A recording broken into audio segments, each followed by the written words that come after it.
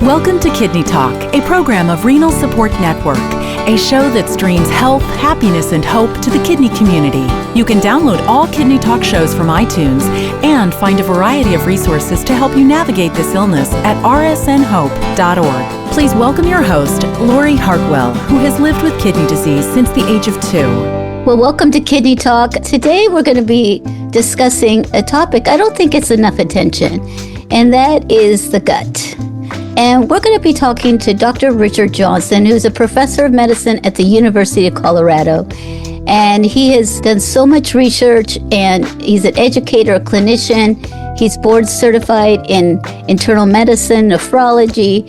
And, you know, the person I really like is the infectious disease doctors. They are super smart. And so today we're going to be talking about some things that are happening to help the gut and our overall kidney health. So welcome to the show, Dr. Johnson.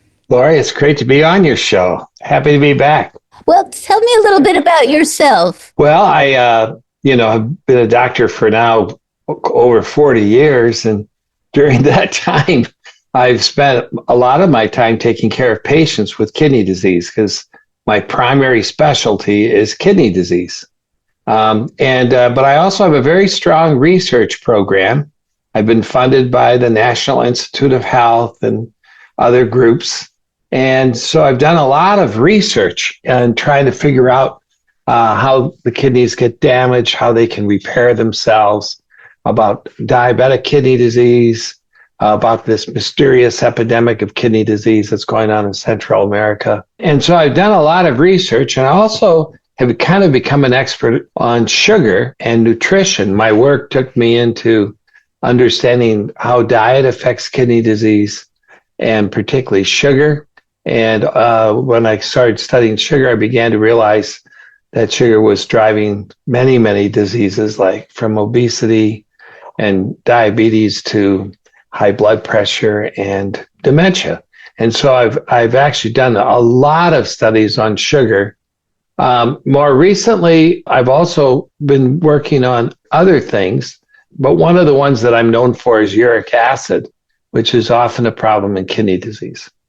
And I've been involved in clinical studies and as well as the basic science. And we even studied kidney disease in animals like wild cats and domestic cats.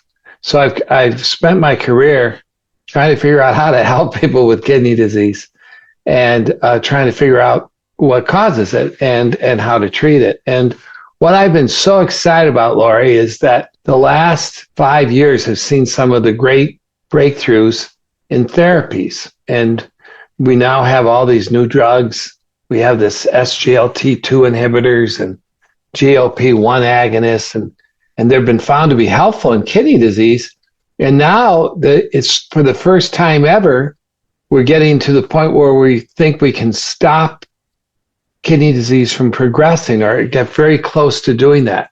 So, I should say that, there are diseases that drive kidney disease, of course, like diabetes and so forth.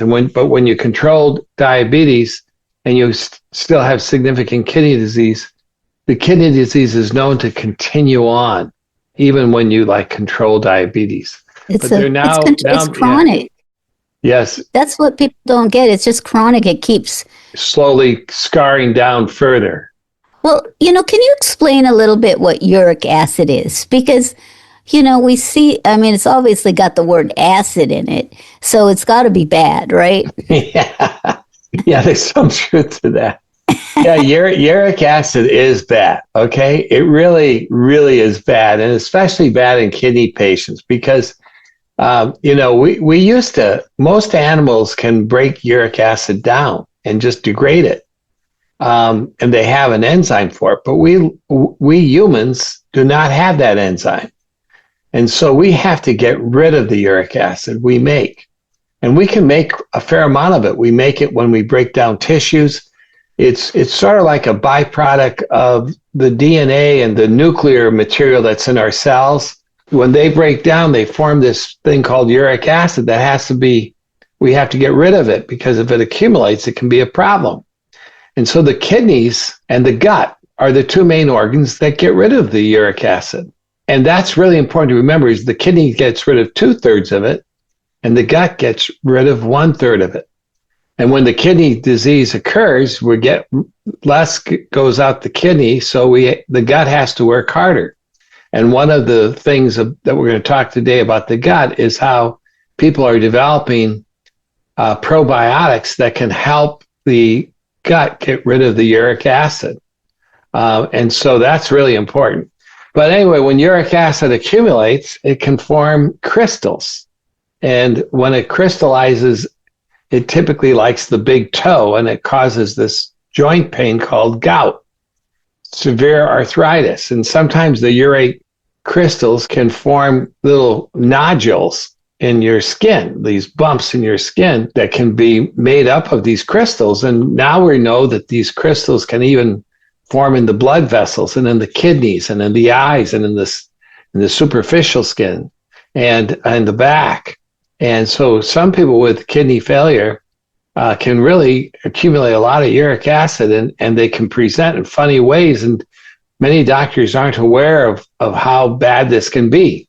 So gout is really common in kidney patients. That 1/3 of patients with chronic kidney disease have gout, compared to maybe 3 or 5% of the community that don't have kidney disease. I got gout before when my third kidney was kind of puttering out. There you go. I thought I broke my ankle. Yeah. But it was gout. It was that painful.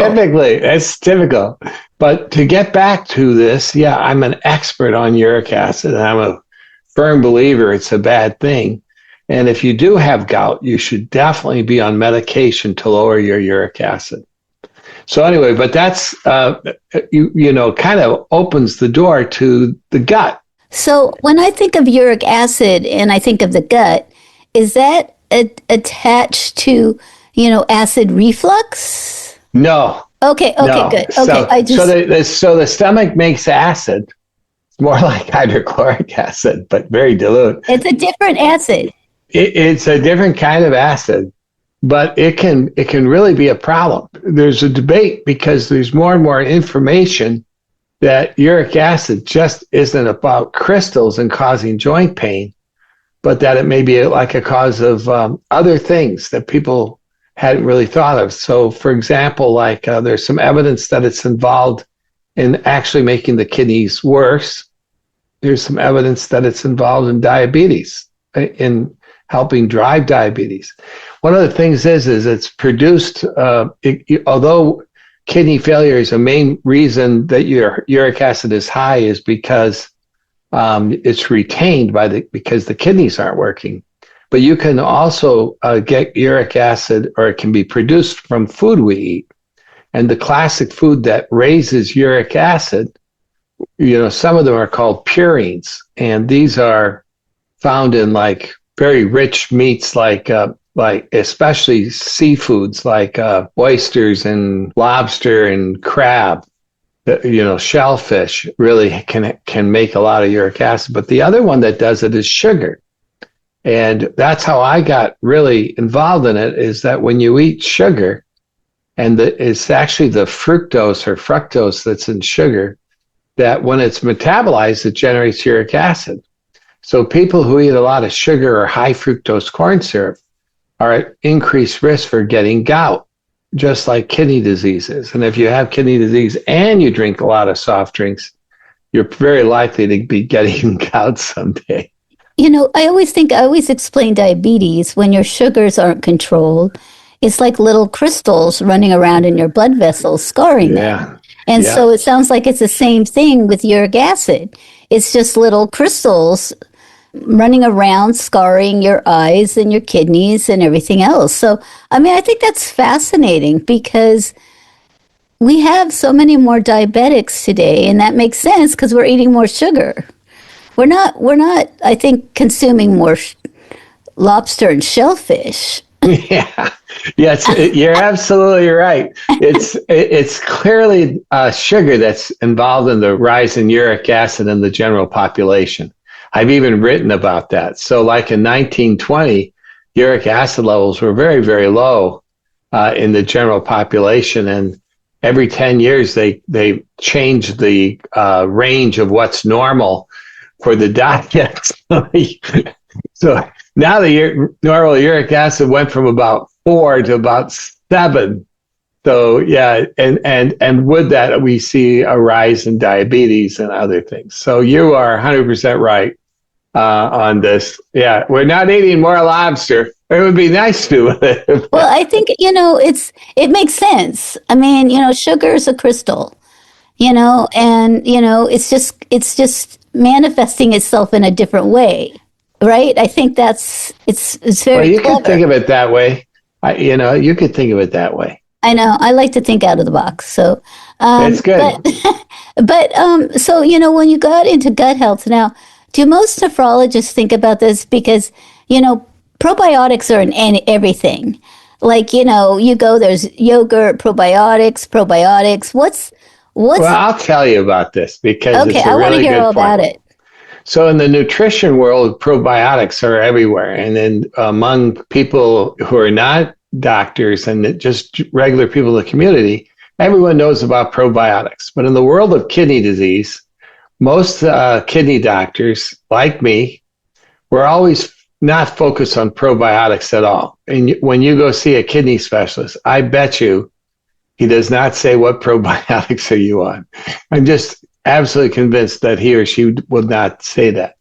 And that's because we, for some reason, our specialty has not really viewed gut health and probiotics as very important.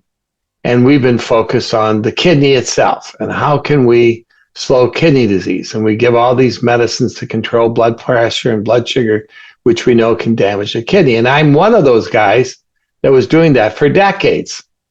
And now we're finally getting pretty close at controlling kidney disease, but we're giving all these super expensive medicines with all their potential side effects. And it would be great if we could fix things with just nutrition and diet. And, wouldn't it be wonderful if we didn't have to take all these pills?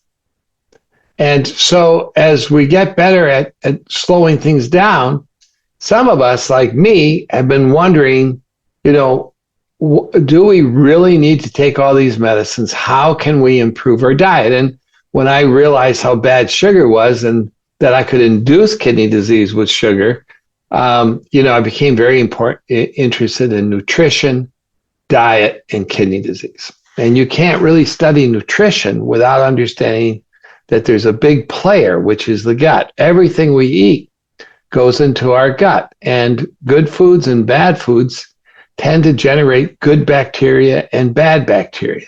So if you're eating really crummy food, the bacteria that live in our intestines become bacteria that like sugar, that like all these things, and they produce bad things from eating it, just like we do, and we absorb those things, and suddenly we're not so healthy because the gut microbiome, or the bacteria in the gut, are actually playing a role in making us worse.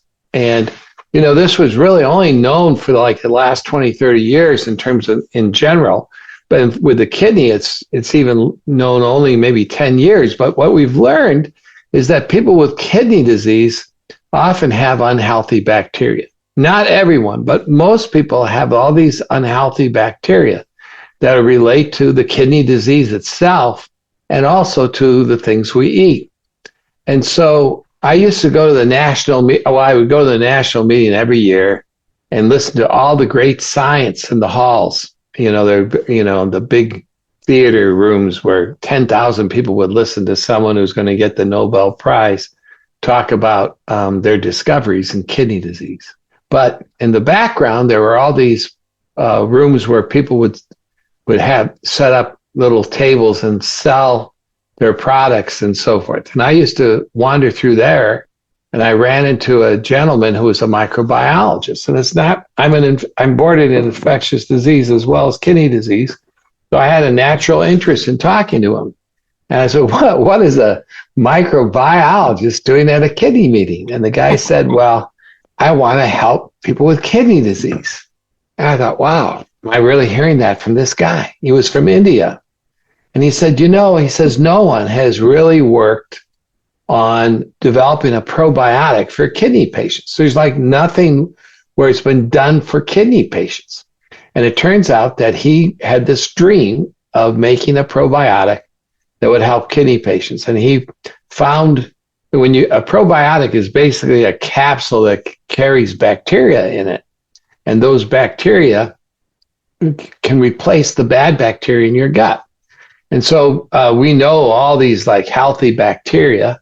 And so there's also like a healthy bacteria in yogurts, for example. Uh-huh. And so it turns out that a lot of people take probiotics, but they don't take them geared for the kidney. So what he did, actually, to his credit, is he wanted bacteria that would make the gut healthy, because the people with kidney disease often have what we call a leaky gut, where their gut doesn't really hold everything it's supposed to. It's supposed to digest, and then you absorb the proteins that have been digested and the carbohydrates that have been digested and the fats that have been digested. You're supposed to absorb those, and then those you can use them to make energy. But when the gut is leaky, you can get things into the system that aren't supposed to get in the system. So people who like have serious allergic reactions to peanuts, for example, they have a leaky gut that allows some of these peanut proteins that are supposed to be degraded. They actually get through the lining of the intestine and set up the allergic reaction. Does a leaky gut mean that you basically have thin skin that can get stuff through? I mean, I'm thinking of like a mesh. It's just kind of, let something through, but not everything through. Yes, so there's a cellular lining, but the cells are attached to each other. And where those attachments are, they can weaken. And then it's like becomes a sieve. Instead of being a barrier where things have to go through the cells and get digested and absorbed, now they can sneak through. And so, that's not a bad way to think about it. Thin skin. Well, it's just kind of like a dialyzer in a way, in my mind. Well, actually, you're brilliant, because that was the second thing that Rangan did, which is, so he wanted to make the gut healthy, and that people knew how to do that. You make healthy bacteria, right. You give.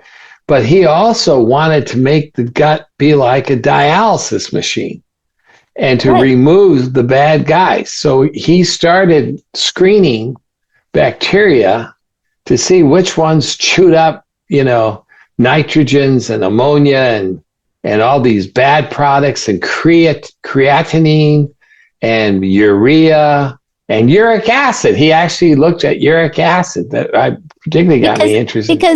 Because when you think about bacteria, and like not all bacteria can fight certain bacteria. Right. I mean, right. Exactly. I mean, that's just like the infections, and they're all like little tiny armies living in our body that keep duplicating, and then they attack us. Yes. It's just like a little mini army on our body. It is like a mini army, and you want them to be on your side, not on the other side. Yeah, we want exactly. We want them to be working for us, not against us. So anyway, about fighting. Yeah, exactly. Or making peace, We'd like to have a happy family down there. Well, kidney disease is silent, so people don't know they have all this gut issues going on. That's right. I mean, and so then it's way too late, because they've had, my uric acid's a little high. I know that. I'm on my 4th transplant, so I'm going to go look at it, but I don't feel anything, because, basic probiotics, or that's prescribed, or yogurt, something like that, that doesn't always, it's a little bit above normal, but now I want it to be below if they keep moving the number. I'm like, well, wait a minute. They keep moving it. They do keep moving it. Even, just in the last 20 years, I watched it. Yeah, I'm like amazed and appalled. But anyway, so let's get back to this story, because, so Rangan developed a probiotic that could degrade creatinine and so forth when he mixed them in a test tube, right? So I went to him and I said, look, I would be interested in trying your probiotic on some guinea pigs. Not really guinea pigs, but laboratory rats. But it's the same idea. I'm going to look and see if they can help kidney disease in rats. And we did this study with actually a lady named Gabi Sanchez Lozada. And we found wonderful results. We found that when the lab rats ate the probiotics, that they could protect their kidneys, and their kidney disease was better, and their blood pressure was better. So I talked to him about this, and he got even more excited and decided to not only market this because it's just a probiotic, but also to do a clinical trial. And unfortunately, during the clinical trial, he got sick himself and passed away. But I've been approached by the company because they've got results in people that looks promising. It's statistical improvement in kidney function, but admittedly, it's not a huge difference, but it is a real difference. And it was only after 6 months. And usually you can't see much change after 6 months, even with the most powerful drugs. So it's very promising.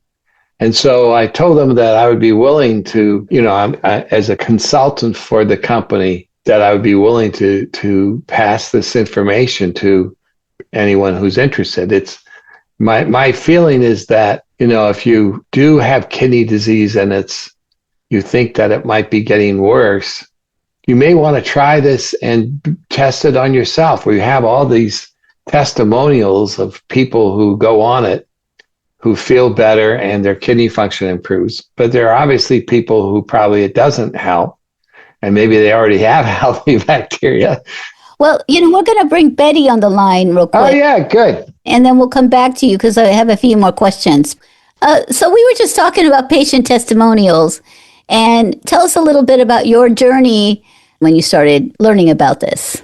So I was diagnosed with CDK in 22. And at that time, I was just really devastated because I had no idea.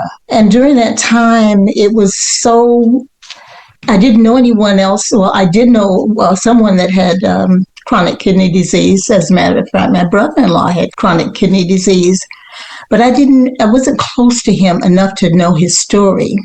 I talked with my PCP about how I was feeling, and she said, well, let's just wait a little while. Let's just wait a little while and see if you're going to be all right. Like, I don't want to wait. Exactly. I want some. So we waited, and it didn't get better. So at that particular time, I decided that I was going to do some research. And the research that I did was just internet research. And you found this product. So tell us a little bit about, you brought the product to the doctor, and what did she say?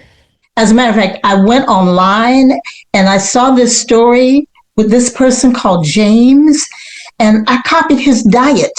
I copied everything, and I went to the store and I bought everything that he bought, and I ate what he ate, and my numbers went up. They started going up, but they didn't stay. They weren't stable, up and down and up and down.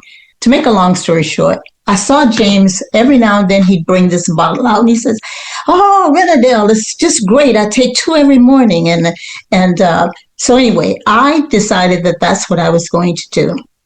I took Renadel for 3 months, and my results were phenomenal. And I say that is what saved my life. So it continues to help your kidney function increase? The kidney function increased, my appetite increased, my weight went down, because I was doing those things that makes a happy gut. Oh my gosh, I am so happy now. I'm so happy. I watched this video on a TED Talk one time, and it really made me understand. It was called How Bacteria Talk. And it was fascinating to me. And I would probably become an infectious disease doctor because they are brilliant little suckers. And there's two sides and we're the host. They want to fight us too. So, but in this particular video, there was a beach animal or something in the water. But when they took it in the lab, when the bacteria decided to attack, they all turned on. So there was a thought about the next generation of bacteria is to kill the bad bacteria with sound waves. And I thought that was fascinating. So this is like kind of up my alley. I've been thinking that it's how do we get rid of the bad bacteria and increase the communication of the good bacteria. This is right along those lines. You're getting rid of the bad bacteria and increasing the good bacteria that can kill or fight uric acid or make the gut healthier so it doesn't leak uric acid. Is that a correct assumption? Well, definitely. According to my research, there's quite a few bad guys. Uric acid is one of those bad guys. And yes, the bacteria, good bacteria, will get rid of the uric acid. But there are other good guys and bad guys. It isn't just uric acid that's the bad guy. What's some other bad guys? Because we're going to put them on a target. Well, there's this one called TMAO. It's kind of like a poison that's bad for hearts. And it's really generated largely by the bacteria, and then it gets in our blood and can do havoc. There's a good guy named betaine that seems to have really beautiful effects on the body. It's like an antioxidant, and it helps general health. So there's good guys and bad guys. And, it's interesting. We've done studies, like even in the wild and animals that, like you probably all know that brown bears hibernate in the winter. When they hibernate, they quit urinating, so they go into kidney failure. So for like 6 months, the bear has no kidney function, right? And they don't want to go to the bathroom, a predator will find him. Yeah, actually, they're kind of the biggest guy on the block, but they there's not a lot of food for them. So when they hibernate, they'll live off their fat because there's no food around, and so they just kind of sleep, not so deep as a normal animal that hibernates, but their temperature goes down. But what's interesting is their urea in their blood, even though it should go up if you don't have any kidney function. This is what we call the BUN. I mean, everyone with kidney disease probably knows that their BUN is high. The bear has bacteria in the gut that take over for the kidney, and they get rid of that BUN. And, we did some studies, and also they get rid of this bad stuff like the TMAO. It goes away when they hibernate, and betaine goes up, this good guy. So it's sort of interesting.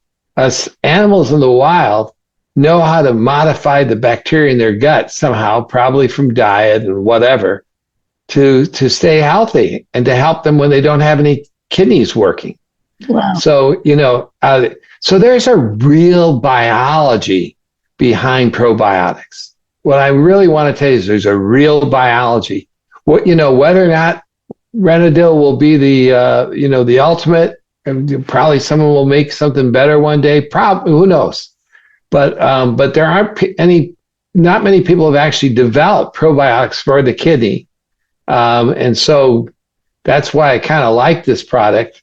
And that's why I like the scientists, because they're trying a new way, how can we help, because medicines are so expensive and all these things, can we find something that might help us? And, they're doing clinical trials. So I'm hoping that we'll be able to publish one of them coming up here, because, they do look positive, but it's early in the game. It gives us hope, too. Yeah. It gives us hope. And I think what Bettye said earlier is when you were a patient and you get those diagnoses and you leave the hospital or the doctor and you don't know anything, you feel so fearful because you don't feel in control.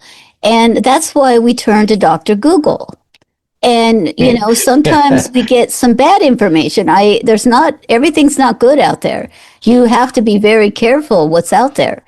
And it looks like, Bettye did her due diligence and it made sure she didn't. I mean, I see this one purple drink being stirred right now that if you drink it, it cures your cancer. I would caution it. Yeah, don't drink purple Kool-Aid. It'll cure everything. It'll put you to sleep for 6 months or forever. But, you have to be mindful of that. But at the same time, we're a whole body connection. And for so many long, the healthcare community has focused on one organ. And I always remember I went to this meeting one time and a nephrologist had brought a patient with him who was in a wheelchair. And there was a buffet and he asked me to pick out the food for the patient because he didn't know what the patient could eat. And I'm like, and that's the silos of the different, that's the dietitian's job. And I mean, food is so important. Yeah, no, you're preaching to the choir, as they say. I know, but totally. I just thought it was comical because, I'm sure I'll pick out the plate because he couldn't get to the buffet. So I'm sure I'll go pick out some choices for him because I always complain, why don't you try to do a renal-friendly buffet at these conferences? And they laugh at me. And I'm like, and I said, well, I'm going to be the phosphorus police then, because there's enough phosphorus to kill a horse on that table. But I think that we're all connected and, I'm excited what the future brings. And so how do people get this prescription? Do you have to get your doctor to write it? How does that work? And no, you do not need it. This is not a drug. It's a supplement, a nutritional supplement. So you do not need to have a prescription. But should you talk to your doctor? I think it's not a bad move to say to your doctor, I'm thinking of getting a probiotic. There's this one specific for kidneys. What do you think about it? And, the truth is probably most of the kidney doctors haven't thought about it, but it's always good to get their opinion, right? And then when you take it realizing that there's evidence that it's helpful. There's like Bettye's testimonial, and there are many people who really believe it's helping, but not everyone necessarily gets help from it because everybody's gut is different, right? So some people are going to have healthier bacteria than others, and maybe it won't be enough to show a difference from what they already are doing right and doing or have or are lucky about. But so my recommendation would be that if you're interested, try it for 3 to 6 months. And during that time, what you do is you get your blood work done before, and then just kind of watch it at the end of 3 months or 6 months, check it. And if things are getting better, you might consider continuing it. And if things aren't doing better, but you still feel better, you can decide yourself if it's worth taking. Well, and I think also you probably should educate yourself on high purine foods at the same time. And sugar. Like, you can't live on a cruise and eat all the shellfish every day and then think there'll be a difference, right? I mean... Yeah. I love shrimp baskets, but boy... Yeah, you can't eat too many of those. That's going to raise your uric acid. Shrimp and, for sardines, mackerel, anchovies, these little oily dark fish that have a lot of nuclei. They're very like sardines. Yeah. Sardines aren't particularly good, but other fish, like tilapia is great. Salmon is great. We think about all the benefits you get eating salmon. And they do have some purines, but they have a lot of other good things. We got to have you back and talk to us about that because I'm really curious. And I think this is fascinating. I think we all should learn more. And Bettye, where are you at with what stage are you in now of kidney disease, or what's your GFR? Actually, my GFR is 64. Oh my gosh. Congratulations. 64. And I'm just very pleased because at the time it was like at 40. And this was this past June. Oh, and wow. I say that Rentville saved my life because not only did I do that, but I decided that I was going to go on almost a plant food diet. Yeah. So I ate foods that were good for my gut. Yeah. And it's very interesting, however, that when you go to the doctor and they say, okay, are you on what vitamins are you taking? I said, I'm taking Renadil. It's a probiotic. She said, oh, I'll just put probiotic. And I said, no. You have to put Renadil. Good for you. I don't know if insurance covers it. I think it's probably different for everyone. Some pay for things that I don't know. Because every time I go to my mailbox, I find another bill. So, and it's also, they're not paying for anything anymore. But I do think that knowledge is power. And that's what you did, Bettye. We need to know as much as we can about our bodies so we can be educated advocates for ourselves. And, if nothing else, it makes us feel better doing things. I mean, it makes me, it's like you get that new diet, it's the first of the year. You're like, I'm going to lose some weight. And then, it gives you hope for about 3 weeks till you see that chocolate cake. But, I think we need to just learn more about how our bodies function. And I think I learned a lot. I am fascinated by the bear. I am really fascinated by that. Yeah. Bring me back to talk about kidney disease in animals. I can do that. We can talk about cats and lions and all kinds of things. Well, and I worked for a while in a companion animal hemodialysis unit. There you go. So up in Sacramento. Wow. And so I know it was fascinating. And I don't know if you're the one that told me this at a conference. Somebody told me if animals in the wild don't get attacked or anything like that, they die of kidney failure. Like, that's the natural progression as you get old if nothing happens to you. Actually, I'm going to correct that. But okay, that's what If you do studies like in cats, you'll find that cats in zoos and even in safari parks where they're fed by us, they get kidney disease just like domestic cats. And there's a big epidemic of kidney disease in domestic cats and also dogs. Right. And zoo animals. But the lions that are out there in the wild, true wild, generally we don't see so much kidney disease in them. But again, you're probably right. A lot of them die other ways with trauma or something. So, well, I'm all in because I run a pet rescue. Me and my husband do.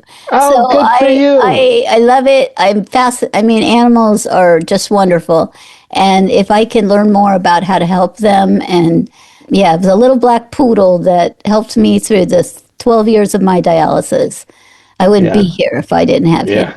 I have a little guy has hurt his knee and we've got him all wrapped up and he's happy as a clam now, running around. But they teach us so much and they do so much of our research that we have to respect them. I mean, I'm good.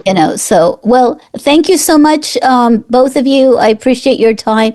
Bettye, I hope you follow us. Anybody who listening can follow us at rsnhope.org, at RSN Hope on Facebook and Instagram and TikTok.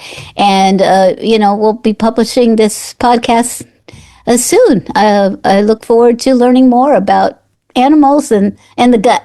So thank you so much. Thank you. You guys are very fun. It's a good gut feeling you left me with. Thanks for listening to Kidney Talk, a program of Renal Support Network. Please make sure to find us on Facebook or sign up for our newsletter at rsnhope.org. Kidney Talk is intended for informational purposes only. It is not intended to be a substitute for professional medical advice, diagnosis, or treatment from your physician. Always seek the advice of your own healthcare provider regarding your medical condition.